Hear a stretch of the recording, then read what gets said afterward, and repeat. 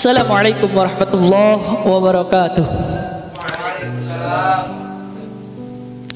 Alhamdulillah, alhamdulillahilladzi waqafa. Salatu wassalamu ala sayyidina Muhammadin al-Mustafa wa ala alihi wa sahbihi ahli sidqi wal wafa. Asyhadu an la ilaha illallah wa asyhadu anna Muhammadar Rasulullah. Allahumma shalli ala sayyidina Muhammad wa ala ali sayyidina Muhammad. Faya ayuhan nas ittaqullaha haqqa tuqatih wa la tamutunna illa wa antum muslimun. Qala Allah ta'ala fi ayatil Qur'anil 'azim, a'udzu billahi minasyaitonir rajim. Bismillahirrahmanirrahim.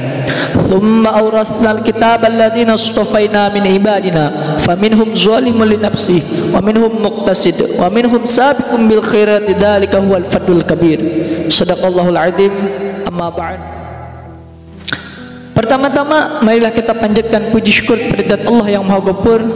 Mudah-mudahan kita semua termasuk pada golongan hamba-Nya yang pandai bersyukur, yang pandai bertafakkur, pandai bertadabbur atas segala karunia dan nikmat yang telah Allah berikan kepada kita. Salawat sering salam semoga tercurah limpahkan kepada baginda alam, yakni Kangjeng Nabi besar Muhammad sallallahu alaihi wasallam. Salawat kedua kalinya semoga tercurah limpahkan para keluarganya, para sahabatnya, para tabi'in dan atba'ut tabi'in, sehingga sampai kepada kita selaku umat mutakhirin. Amin ya Allah ya rabbal alamin. Bulan yang sangat mulia telah tiba. Bulan yang sangat istimewa yang telah kita idam-idamkan sejak lama, telah kita pinta kepada Allah Subhanahu wa taala dengan sebuah doa. Allahumma barik lana fi Rajab wa Sya'bana wa ballighna Ramadana. Telah tiba kepada kita semua. Selaku umat Nabi Muhammad sallallahu alaihi wasallam, pasti kita menyambut dan sangat berbahagia. Walaupun Ramadan tahun sekarang mungkin jelas sangat berbeda dengan Ramadan tahun sebelumnya.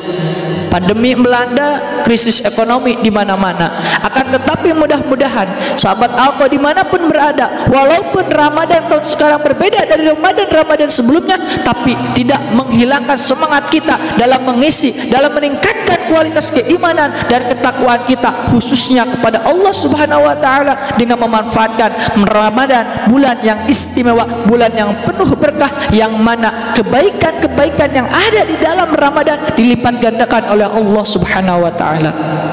Ramadan tiba identik manusia, khususnya yang beriman kepada Allah Subhanahu wa taala, giat membaca Al-Qur'an sebagai pedoman umat manusia, kitab yang sangat mulia. Beragam orang membaca Al-Qur'an dengan semangat yang berbeda. Ada yang satu hari sudah khatam 30 juz, 6.666 ayat. Ada yang hanya menghabiskan waktu seminggu.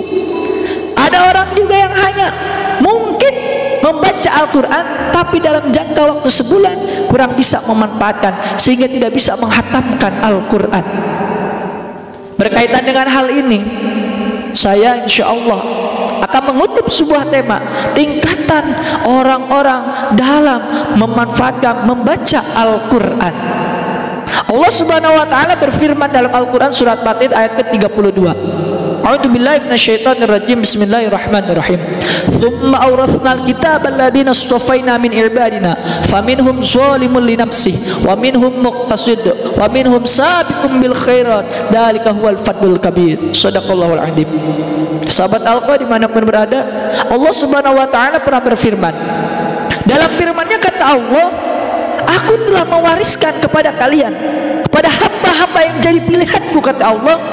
Maka dari hamba-hamba tersebut Allah mengetahui bahwa kita terbagi ke dalam 3 golongan. Golongan yang pertama, kata Allah Subhanahu wa taala, adalah faminhum zalimun li nafsi, orang-orang yang menzalim kepada dirinya. Imam As-Suyuti dan Imam Al-Mahali dalam kitab Tafsir Al-Jalalain dalam mentafsiri ayat tersebut, yang disebut zalimul li nafsi adalah orang-orang, golongan orang-orang yang bitaksiri ya'malu bihi, orang yang gegabah, orang-orang yang melalaikan dalam membaca Al-Quran. Dalam artian dia bisa membaca Al-Quran tetapi jarang membaca Al-Quran, bahkan mungkin tidak sempat untuk menunaikan ataupun membaca Al-Quran dalam kehidupan sehari-harinya. Membaca jarang, apalagi menerapkan nilai-nilai dalam Al-Quran terhadap kehidupannya sehari-hari. Padahal mengaku bahwa Al-Quran merupakan pedomannya hidup manusia, khususnya yang bertakwa kepada Allah Subhanahu wa Ta'ala. Baginda Rasulullah SAW dalam kaitan hal ini membagi orang-orang yang membaca Al-Quran diperumpamakan kepada 4 golongan. Antara orang muslim ataupun orang mukmin dan orang munafik itu terbagi menjadi 4 dalam kategori membaca Al-Quran. Yang pertama, orang mukmin yang senantiasa membaca Al-Quran diperumpamakan oleh baginda Rasulullah SAW seperti buah utrujah, wangi dan juga manis rasanya. Kalau di kita mungkin buah yang musiman durian, manis bukan, dan sangat wangi. Mungkin dari sini kalau misalkan yang nonton tahu Al-Qahariyah dari Al-Amin sudah kecium bau duriannya yang dagang di mobil, ya. Itu adalah golongan yang pertama. Golongan yang kedua diperumpamakan oleh baginda Rasulullah SAW orang mukmin tetapi tidak ataupun jarang membaca Al-Quran, dikategorikan diperumpamakan seperti buah tamroh, buah kurma, manis rasanya tetapi tidak ada wanginya. Apalagi orang munafik, walaupun dia membaca Al-Quran, golongan yang ketiga dari golongan munafik yang senang memang membaca Al-Quran tapi hanya diperumpamakan oleh baginda Rasulullah seperti bunga, wangi tetapi tidak ada rasanya. Bina'udzubillah min dzalik. Golongan yang keempat, golongan orang munafik yang sama sekali tidak membaca Al-Quran, tidak senang membaca Al-Quran, diperumpamakan seperti buah hanzalah, tidak berbau, malah cenderung baunya itu agak sangat menyengat dan rasanya tidak sama sekali ada manis, melainkan sangat pahit.